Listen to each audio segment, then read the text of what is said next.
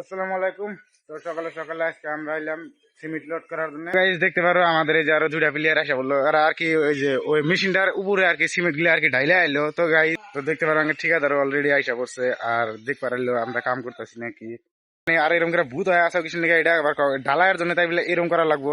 Hello দিশা guys, পেলাম না। নাক মুখ দা ডালা ঢিকা শেষ হয়ে যাচ্ছে মিট না ভূত কাটিং মেরে দিতেছি এটা।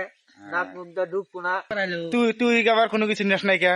এবার ঠিক আছে, এবার ঠিক আছে এটা একটা স্টাইল হয় নাকি? বদলে আমার চোখ বাই করে দে। তো গাইস তোমরা তো শুনতে পারলাম, এটাই বলে একটা কাটিং, মানে ভূত কাটিং। এটা না হে মুহে আর কি সিমেন্ট টিমেন্ট যায় তাই আর কি, এই কারণে।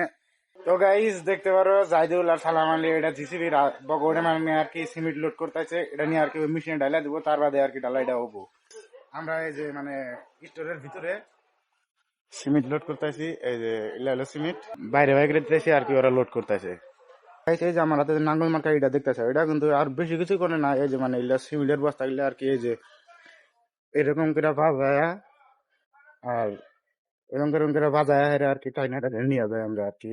তো ফাইনালি গাইস আজকে অল্প ডালার চাপ আছে, কামের উপর বেশিরভাগ চাপ, তাই আর কি বলো ইত্যাদি।